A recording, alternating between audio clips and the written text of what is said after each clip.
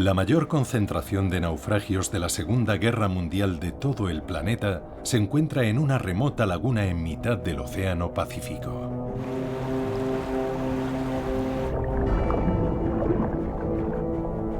Durante la Segunda Guerra Mundial, la laguna fue la base principal de la flota japonesa, una fortaleza en mitad del océano que ellos creían impenetrable. Hasta que llegó la Operación Hailstone. Un ataque aéreo masivo que cambiaría el curso de la Guerra del Pacífico. Fue la respuesta estadounidense al ataque contra Pearl Harbor. En 1944, durante 2 días, los aviones estadounidenses hundieron alrededor de 40 barcos japoneses y destruyeron cientos de aviones de combate.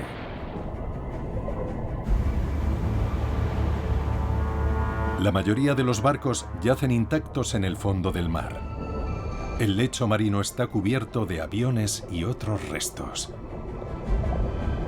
Los barcos aún contienen sus cargamentos: aviones, tanques, armas y municiones.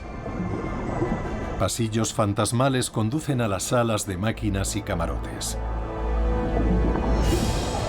Pero ¿por qué fue el ataque a la laguna de Truk tan destructivo y qué secretos se esconden dentro de esta olvidada flota fantasma? La laguna de Truk, el Pearl Harbor japonés.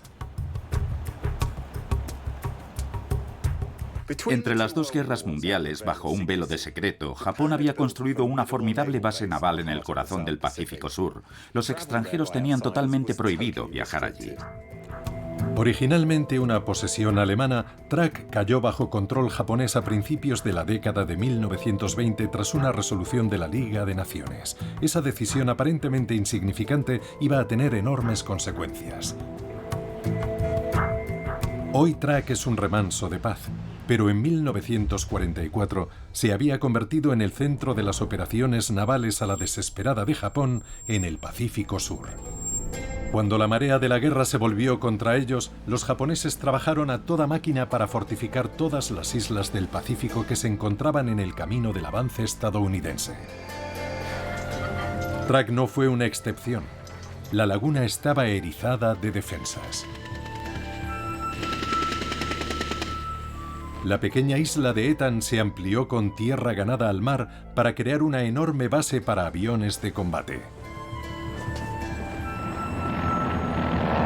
En la cercana isla de Dublón construyeron una gigantesca base para hidroaviones.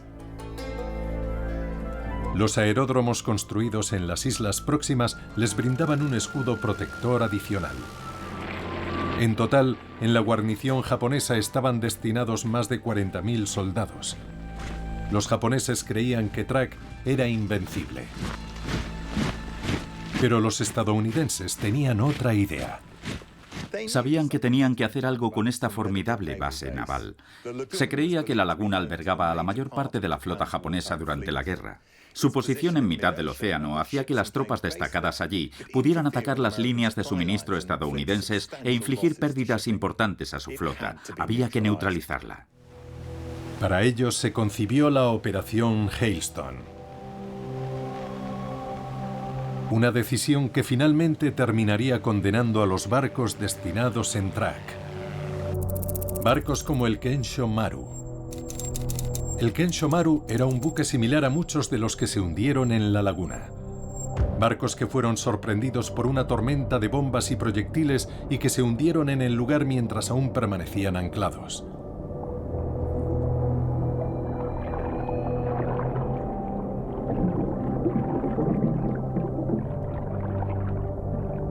Nada más entrar en el puente, la mayoría de sus elementos esenciales aún siguen allí. El telégrafo transmitía al ingeniero las revoluciones a las que debían funcionar los motores y si debía maniobrar hacia adelante o hacia atrás. En el centro de comunicaciones, el equipo de radio del barco aún se mantiene en posición vertical. Debajo del puente está el comedor de oficiales. En el gran fogón de la cocina del barco, el cocinero preparaba todas las comidas para oficiales y marineros por igual.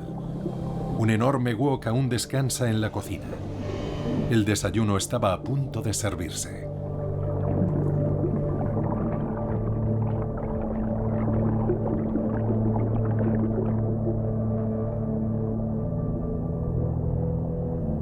Descendiendo otro nivel se encuentra la sala de máquinas. Una pasarela la conecta con el nivel superior. La sala de máquinas es un vasto espacio que desciende 3 niveles más, hasta las mismas entinas.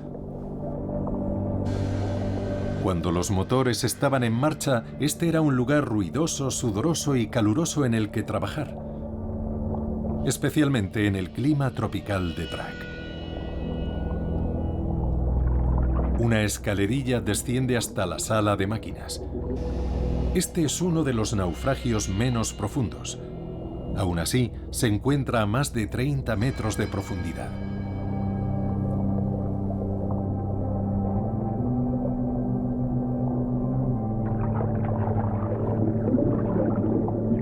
La luz del sol no llega hasta estos recovecos, los más profundos del barco.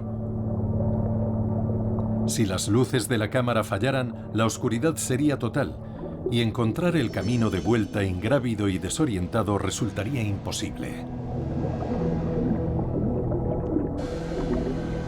75 años después, da la impresión de que esta bombilla solo necesitara que alguien presionara el interruptor.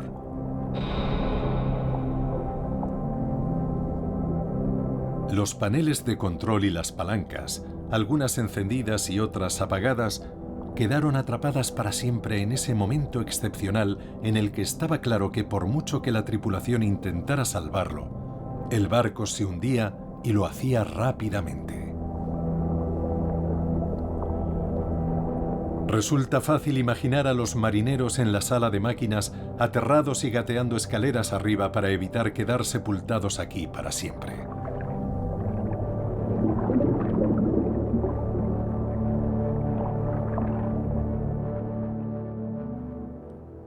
Con Japón claramente en su punto de mira, el alto mando estadounidense sabía que no podía seguir desperdiciando vidas y material lanzando asaltos terrestres en las islas que se interponían en su camino. La amarga experiencia les había enseñado esa lección.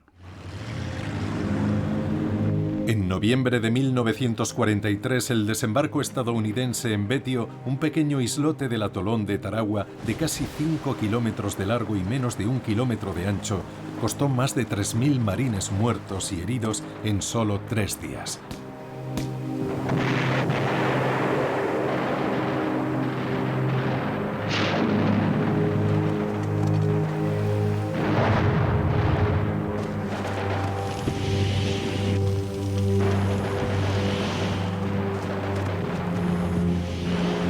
Muchos cadáveres estadounidenses quedaron esparcidos por las playas. Otros quedaron a merced de las olas. De los 4.700 defensores japoneses y coreanos, solo sobrevivieron 17. El mensaje era claro. Los japoneses tenían la intención de luchar hasta el último hombre para defender cada una de las islas que se encontraban en el camino de los estadounidenses. Mientras, en Estados Unidos, la ira de la opinión pública terminó estallando ante el sacrificio de tantas vidas por un pedazo de tierra aparentemente sin importancia.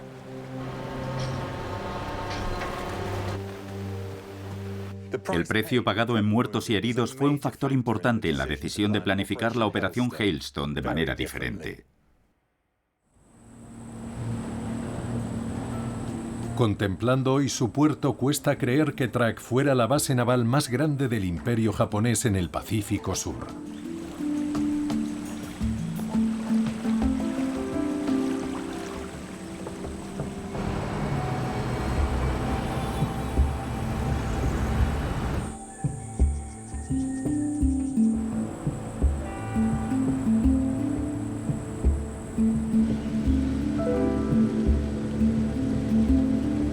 En ocasiones había más de 100 buques de todo tipo refugiados en la laguna, desde gigantes acorazados y portaaviones hasta pequeños barcos cargueros.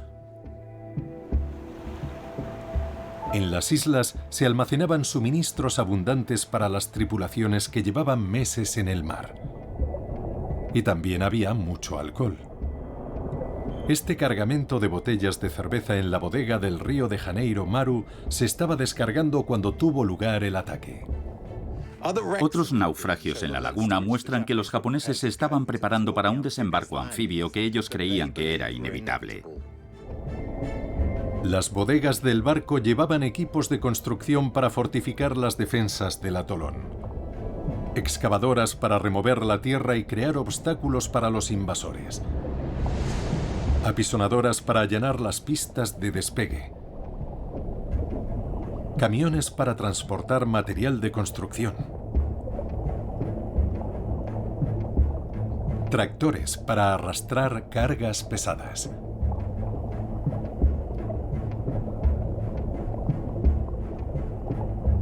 También había millares de minas terrestres para diseminarlas en el camino de cualquier posible ataque. El Nippo Maru contiene un cargamento tan variado de materiales de guerra que es una cápsula del tiempo en miniatura del día a día del ejército japonés en Truk. El puente de acero del barco aún sigue intacto, con el telégrafo para comunicarse con la sala de máquinas y el timón para gobernar el barco. Los radios de madera del timón se pudrieron hace mucho tiempo, dejando solo el borde de metal colgando de su soporte. El Nippo Maru era básicamente un barco con un solo propósito. Su misión oficial en tiempos de guerra era la de buque auxiliar para suministrar agua. Siendo como son puro coral y arena, ninguna de las islas exteriores del atolón tenía una fuente natural de agua, por lo que era vital que las numerosas tropas que las defendían de la esperada invasión recibieran regularmente suministros de agua. El espacio en cubierta se aprovechó para transportar un tanque. El cañón del tanque todavía no estaba montado. Iba camino de las islas exteriores para impedir el esperado asalto anfibio. Quizás los elementos más extravagantes de la carga encubierta sean los 3 cañones antitanque. De fabricación estadounidense, probablemente fueron capturados a las tropas estadounidenses en Filipinas y los enviaban a las islas exteriores para ser utilizados contra sus creadores.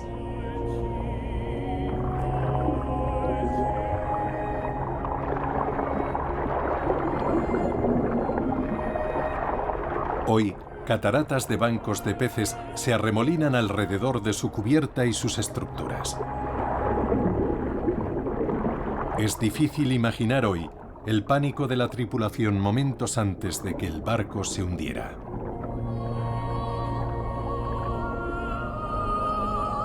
El capitán, cuando comprendió que no podía salvarlo, dio la orden de abandonar el barco y los marineros tomaron sus pocas pertenencias antes de trepar por las escalerillas y saltar a los botes salvavidas.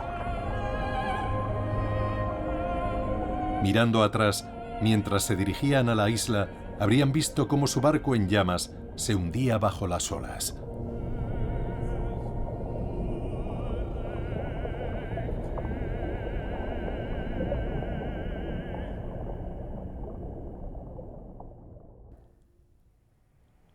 Pero ¿por qué el ataque tuvo un éxito tan devastador? En realidad, los estadounidenses no tenían ni idea de lo que iban a encontrarse en Truk. El único vuelo de reconocimiento que habían logrado hacer fue a principios de febrero de 1944, cuando 2 Marine Liberators que despegaron de Bougainville hicieron un viaje de ida y vuelta de 2.800 kilómetros para fotografiar la base. La visibilidad era escasa debido a la nubosidad, pero vieron muchos buques de guerra y cargueros anclados cerca de la isla de Eta.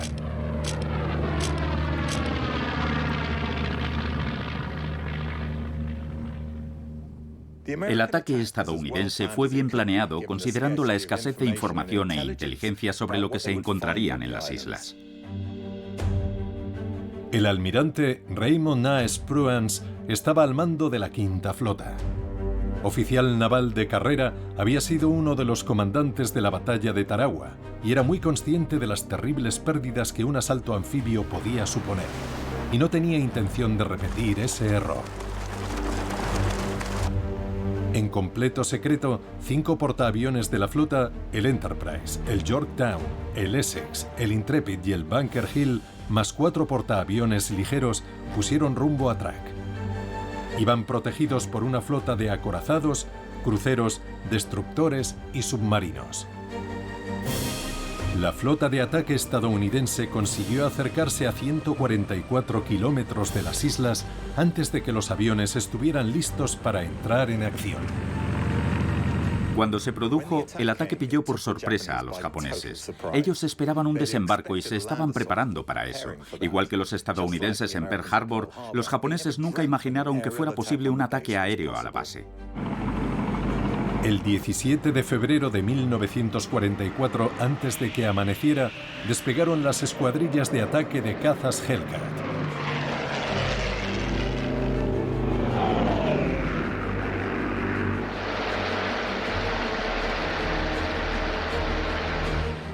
La tecnología de radar japonesa aún se encontraba en las primeras etapas de desarrollo y no podía detectar a la flota estadounidense aproximándose, ni podía detectar a los aviones en vuelo rasante. El principal objetivo estadounidense en Track era destruir los aeródromos y tantos aviones como fuera posible. Los más de 500 aviones de los portaaviones se relevaron para acribillar la laguna. Durante la primera hora del ataque, los cielos sobre la laguna vieron a cientos de aviones luchar en uno de los combates aéreos más grandes e intensos de la Segunda Guerra Mundial. Algunos aviones japoneses pudieron despegar, pero los que lo consiguieron fueron derribados inmediatamente por los cazas estadounidenses. Una vez establecida la superioridad aérea, los bombarderos en picado y los aviones torpederos estadounidenses pasaron el resto del día y el día siguiente hundiendo todos los grandes barcos atrapados en la laguna.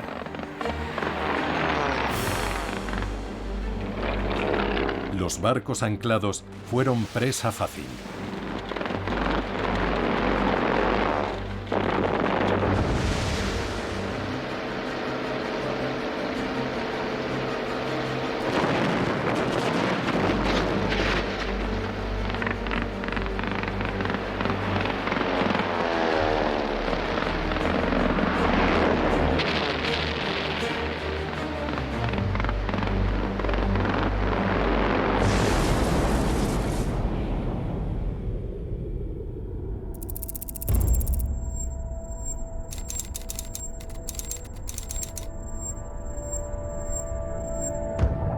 Uno de esos barcos, el San Francisco Maru, era un viejo carguero fuera de servicio que antes de la guerra se usaba como espigón flotante.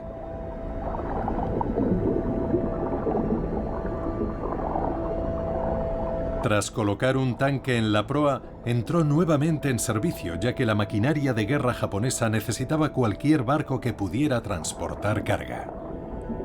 Construido en 1919, era un barco grande para su época. Hoy, 100 años después, permanece perfectamente erguido con su quilla clavada en el fondo del mar a 60 metros de profundidad. Es conocido como el naufragio del $1.000.000, ya que transportaba un cargamento muy valioso. A los estadounidenses les tocó el premio gordo cuando lo hundieron.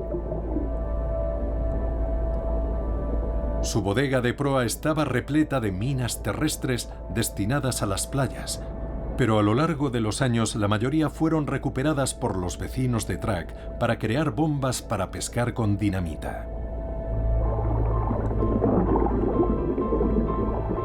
Otras bodegas contienen cargamentos variados. Camiones cisterna que se habrían usado para que repostaran los aviones.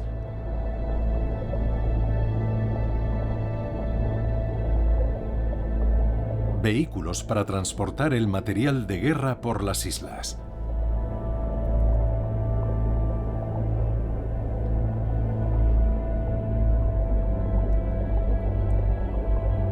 Incluso transportaba carga encubierta, esperando que las grúas la descargaran en los muelles.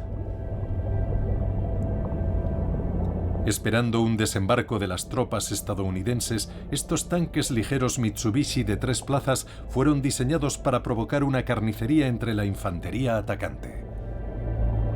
De hecho, todo el cargamento del barco estaba destinado a reforzar las defensas costeras de la laguna ante ese ataque estadounidense. Un ataque que nunca llegó, al menos no de la forma que esperaban. Los tanques permanecen igual que cuando el barco tocó el fondo del mar. La fuerza del impacto los lanzó los unos contra los otros. La luz del sol apenas llega a esta profundidad, por lo que 75 años después de su hundimiento, y a diferencia de otros naufragios menos profundos, el crecimiento de especies marinas en la tenue penumbra del barco ha sido mínimo.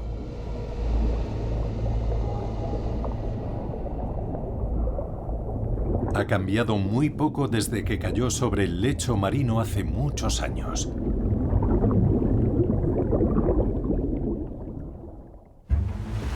Pero en el fondo del mar no solo yacen barcos. El lecho de la laguna es también un cementerio de aviones japoneses derribados durante el ataque. Los japoneses intentaron poner tantos aviones en el aire como pudieron para repeler el ataque, pero la mayoría de los pilotos seguían en tierra firme, en la isla principal y no en sus bases, ya que muchos de ellos habían librado la noche anterior.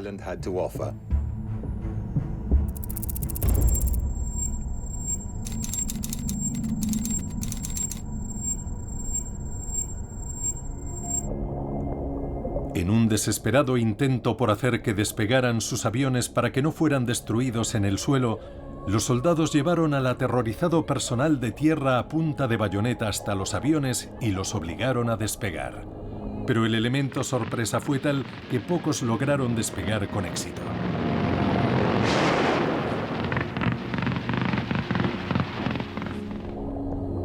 Este avión, conocido como Betty Bomber, casi lo consiguió, pero fue alcanzado mientras despegaba y se estrelló justo al final de la pista de Etán. Se estrelló contra el agua con tanta fuerza que sus motores se rompieron a causa del impacto.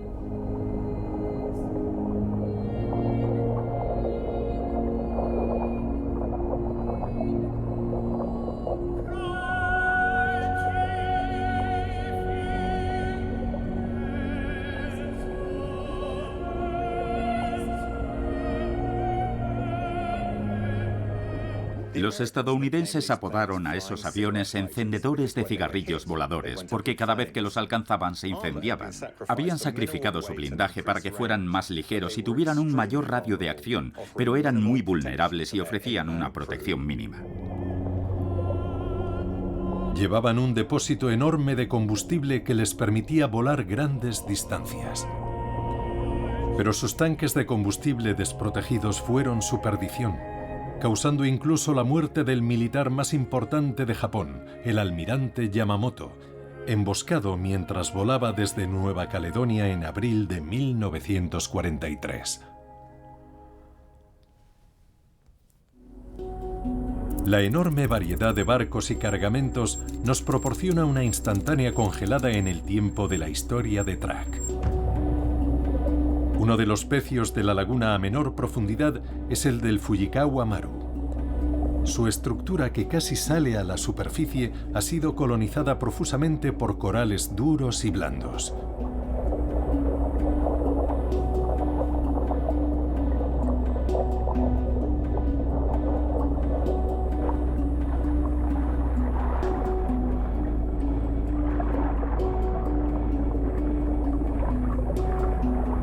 El Fujikawa Maru fue construido poco antes de la guerra como un barco combinado de pasajeros y carga, y había navegado por las rutas marítimas del Pacífico. No había sido diseñado como un barco de guerra, pero en 1940 fue requisado por la Armada japonesa.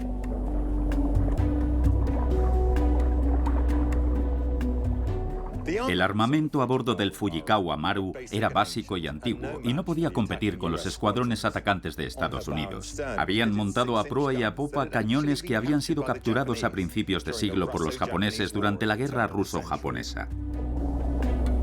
Una placa al pie de uno de los cañones indica que fue construido en 1899 por un fabricante británico, por lo que cuando lo montaron en el Fujikawa, el cañón ya tenía 40 años.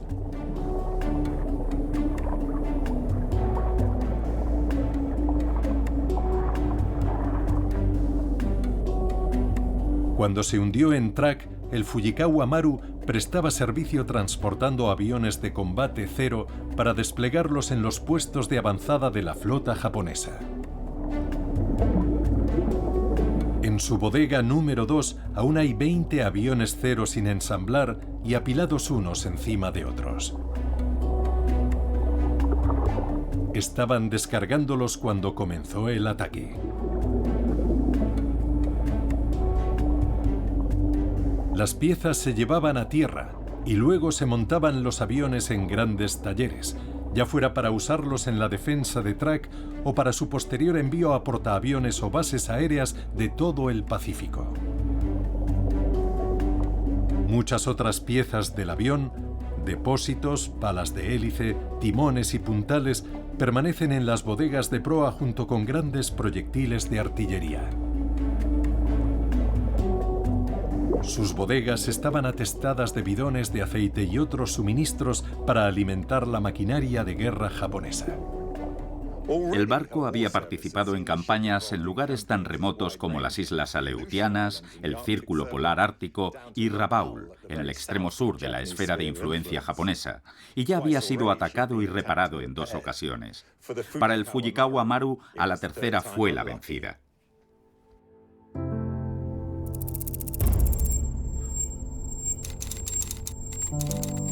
El día del ataque, el teniente James E. Bridges pilotaba un Avenger que había despegado del USS Intrepid.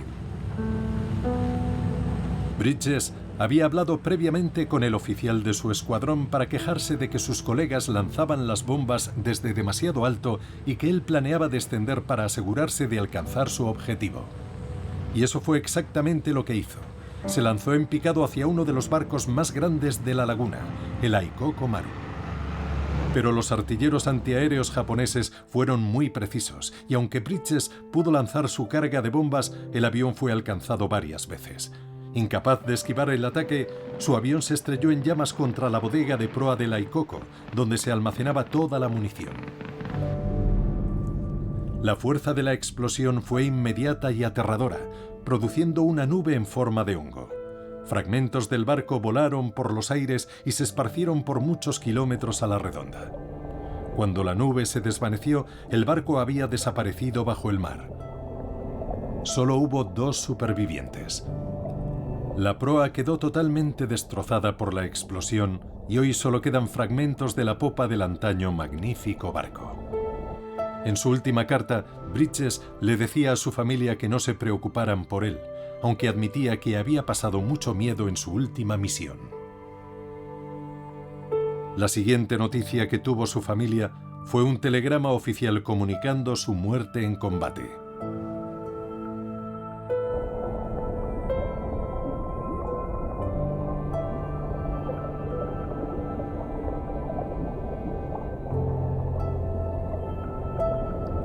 Hoy, el enorme cañón de popa del Aikoko apunta fútilmente hacia la superficie. Incluso este potente cañón naval fue insuficiente para salvar al Aikoko de su destino. El Aikoko Maru era un barco hermoso y muy grande. Fue uno de los barcos de pasajeros japoneses más modernos de su época. Pero en realidad, el Aikoko nunca llegó a llevar pasajeros tras su botadura. Inmediatamente fue puesto al servicio de la Armada. El barco acababa de llegar esa misma mañana a Truk con 1000 soldados a bordo para reforzar las defensas de la isla cuando atacaron los estadounidenses. Los soldados esperaban para desembarcar apiñados en cubierta. Todos llevaban sus mochilas. Las redes de salvamento cubrían las bordas y los primeros soldados bajaban por ellas hasta la lancha de desembarco que los conduciría a tierra. Las tropas habían viajado en la bodega de popa, equipada con literas temporales de madera. La bodega de proa, por su parte, iba cargada con potentes explosivos. Por pura casualidad, ese fue el lugar exacto donde se estrelló el avión de Bridges con resultados devastadores.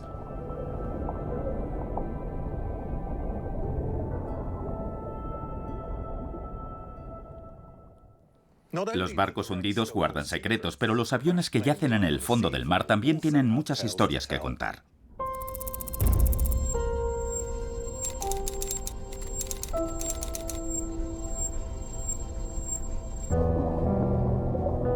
Este avión se dirigía a Track con varios oficiales japoneses de alto rango a bordo. Se cree que entre ellos estaba el vicealmirante Hara, comandante de la Cuarta Flota y de la Cuarta Base de la Armada.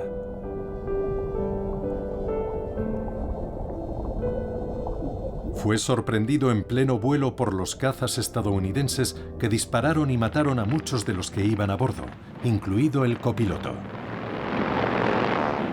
Herido y pilotando con una sola mano, el piloto consiguió escapar de los aviones estadounidenses y llegar a la laguna de Track a duras penas. Aunque era un hidroavión y estaba diseñado para aterrizar en el agua, había sufrido tantos daños durante el ataque que se rompió con el impacto y ahora yace en 3 pedazos en el fondo del mar. El ala nos da una idea del tamaño del avión. Es un hidroavión Kawanishi de tipo 2, apodado Emily por los estadounidenses.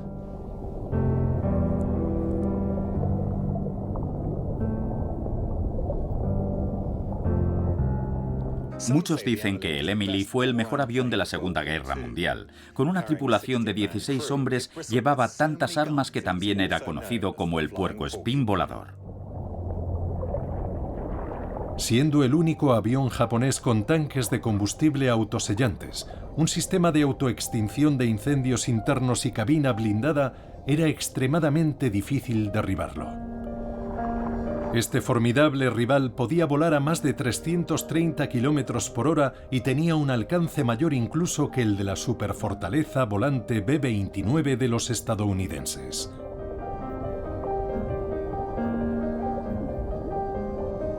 El Emily era el caballo de batalla de la Fuerza Aérea Imperial. En realidad fueron 2 los Emily que volaron desde Track en el segundo y menos conocido ataque japonés a Pearl Harbor. Pero las nubes cerradas impidieron que pudieran alcanzar con precisión sus objetivos. Tras lanzar sus bombas, volaron de regreso a Track, amarrando en medio del océano para repostar del submarino I-169, un submarino que también encontró su final aquí, en la laguna.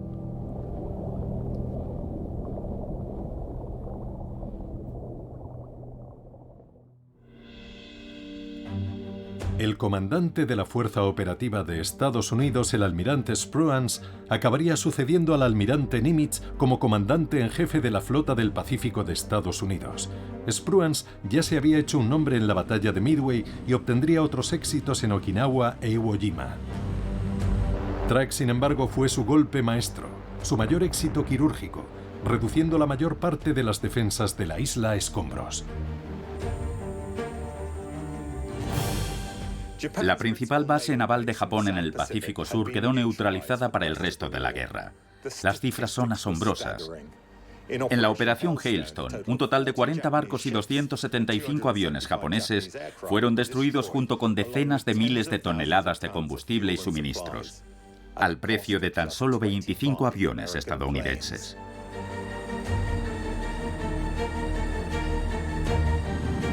Muchos de los aviones estadounidenses alcanzados por el fuego antiaéreo japonés lograron regresar a sus portaaviones. Y muchos de los pilotos derribados que habían perdido sus aviones fueron rescatados. Este hidroavión biplaza, un Kingfisher incapaz de despegar a causa del peso extra de los pilotos rescatados, navegó por la superficie recogiendo a los supervivientes y los llevó a un lugar seguro antes de hundirse. Pero la operación Hailstone no fue la victoria total que esperaban los estadounidenses. El alto mando de los Estados Unidos ignoraba que sus aviones de reconocimiento marino habían sido avistados. El sucesor de Yamamoto, el almirante Koga, sospechando que el ataque a Track era inminente, ordenó la retirada de la flota combinada. Cuando se produjo el ataque, los acorazados y cruceros japoneses ya se habían marchado. La mayoría de los barcos que quedaban eran cargueros y buques de transporte. Sin embargo, eso no le resta valor al éxito militar estadounidense.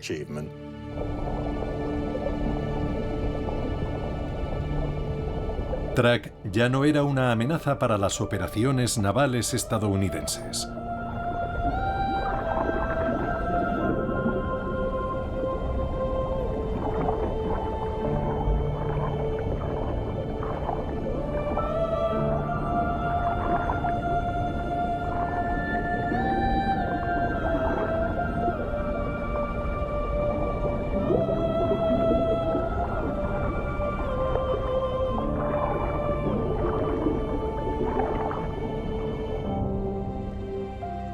Uno de los barcos más grandes que permanecía en la laguna aquel día era el Shinkoku Maru, y fue el objetivo principal de los aviones estadounidenses. Hoy es uno de los naufragios menos profundos. Como el Fujikawa Maru, sus mástiles casi salen a la superficie, y en estas aguas iluminadas por el sol se ha convertido en un exuberante ecosistema. Casi todos los demás petroleros habían abandonado Track con la flota principal, pero los motores del Shinkoku Maru estaban siendo reparados, por eso aún seguía en la laguna. Había llegado a Track solo 3 días antes del ataque aéreo desde los portaaviones de la Operación Hailstone.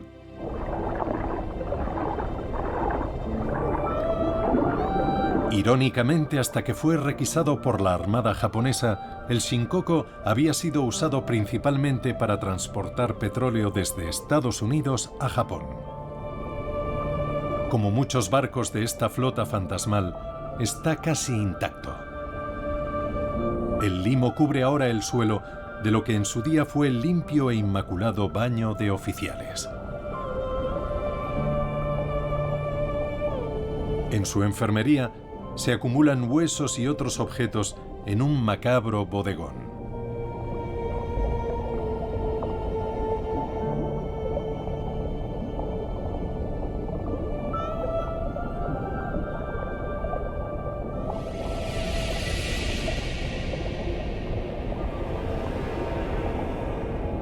Después de 75 años en el fondo del mar, donde el agua apenas se mueve, el interior de todos los naufragios está recubierto por una gruesa capa de limo.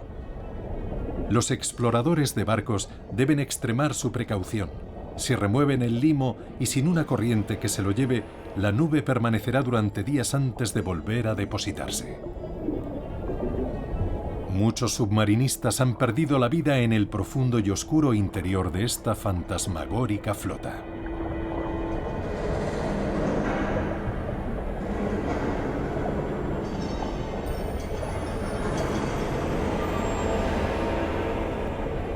A esta profundidad, las reservas de aire se agotan rápidamente.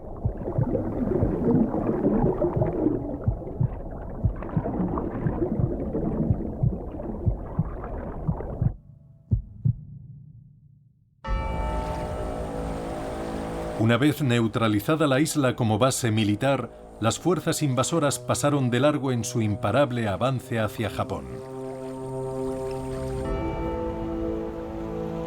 El arrecife, que había sido una importante barrera defensiva, se convirtió en el muro de una prisión. Solo 3 entradas a la laguna eran lo bastante anchas y profundas para que los grandes buques se hicieran a la mar, pero las 3 habían sido minadas y los submarinos estadounidenses las patrullaban sin descanso. Nada podía entrar, nada podía salir. La laguna de Track estaba, de hecho, aislada del mundo. Tras el ataque aún quedaban alrededor de 40.000 japoneses en Track, en unas islas que hasta entonces habían mantenido una población de solo 9.000 habitantes. Demasiadas bocas para alimentar. El ejército japonés confiscó todas las provisiones, ya que los alimentos importados no podían llegar debido al bloqueo submarino. Los bombardeos aliados habían arrasado los cultivos y hacían casi imposible la agricultura en tierra y la pesca en el mar. La mayoría de los habitantes de Track fueron obligados a trabajar como esclavos para reparar las instalaciones militares dañadas por las bombas. La inanición se convirtió en algo común y se dice que se produjeron casos de canibalismo. Cuando los 40.000 soldados y marineros japoneses en Track finalmente se rindieron, los estadounidenses quedaron muy impresionados por su grado de desnutrición.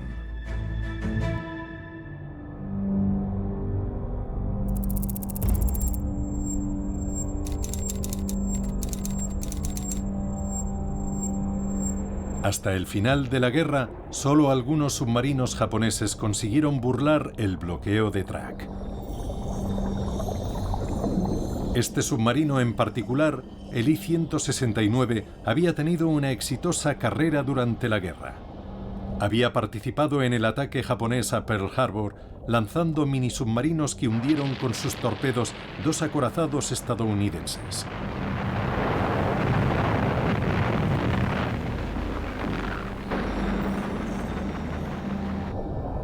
Los cables de cobre a lo largo de sus costados servían para crear un efecto antimagnético conocido como desmagnetización, una medida de protección contra las minas magnéticas. Eso le habría permitido infiltrarse sigilosamente en el puerto. El I-169 fue el submarino que se encontró en alta mar con los bombarderos Emily para que repostaran en su viaje de regreso tras el segundo y fallido ataque a Pearl Harbor.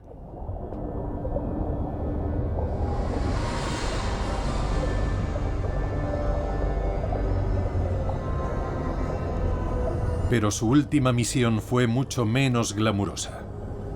Estaba descargando raciones de emergencia en la hambrienta guarnición de Track, cuando a las 2 de la tarde recibió la orden vía radio de sumergirse debido a un posible ataque aéreo. Tras un viaje largo y azaroso, sus oficiales ya habían desembarcado. Los suboficiales a bordo, presa del pánico, se sumergieron, pero habían olvidado cerrar los conductos de ventilación de la sala de control y el submarino se hundió en el fondo del mar. Un único superviviente logró escapar por una escotilla y llegó nadando hasta la orilla, alertando de que la tripulación aún seguía viva. Cuando los buzos de rescate llegaron, pudieron oír las señales desesperadas de la tripulación atrapada. Pero cuando las barcazas y un remolcador de salvamento intentaron sacar al submarino a la superficie, el peso del agua en su interior era demasiado grande. Los cables se partieron y el submarino volvió a hundirse de popa en el fondo del mar. 3 días después, las señales desde el interior cesaron. Ya no había supervivientes.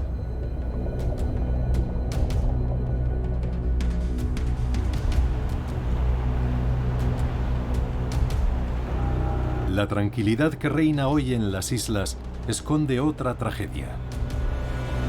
Tras el ataque aéreo, los japoneses se vengaron en los pocos prisioneros estadounidenses que habían caído en sus manos. En los juicios de Guam, celebrados después de la guerra, fueron juzgados un total de 31 militares japoneses de Track. El de mayor rango fue el vicealmirante Chuichi Hara, comandante de la 4ª Flota y de la 4ª Base de la Armada. Fue condenado por crímenes de guerra por ejecutar a las tripulaciones aéreas aliadas capturadas durante la batalla de la Laguna de Track. Hubo también un caso de experimentación médica con prisioneros de guerra en el Hospital Naval de Track, incluidas inyecciones de estreptococo que estaba bajo el mando del capitán cirujano Iwanami Hiroshi. Casi todas sus víctimas murieron. A los 2 únicos supervivientes los sujetaron con estacas al suelo y les volaron las piernas con dinamita. Condenado por asesinato, Hiroshi fue ahorcado en 1949. En otro caso, el capitán Masaharu Tanaka fue acusado del asesinato de 7 prisioneros de guerra que habían sido golpeados, apuñalados y finalmente decapitados.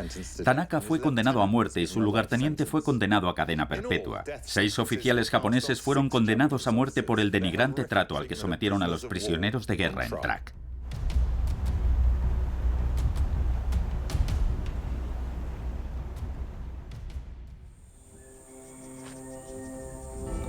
Las instalaciones de hormigón reforzado japonesas fueron construidas para durar y hoy se han convertido en parte de la vida cotidiana de los habitantes de Track. Los niños juegan entre búnkeres de guerra. Una familia se ha mudado a los restos del centro de mando. Los niños pasan cada día camino de la escuela junto a enormes tanques de combustible destruidos durante la guerra.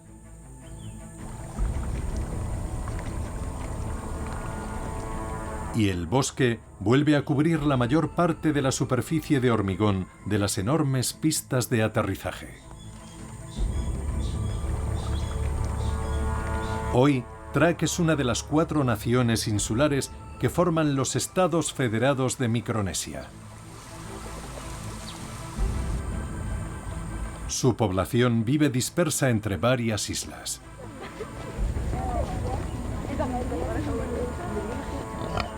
No parece que ahora suceda mucho aquí. Cuesta imaginar que sus 120 kilómetros cuadrados de superficie, rodeados por una cálida laguna tropical, fueron alguna vez el epicentro de la guerra en el Pacífico.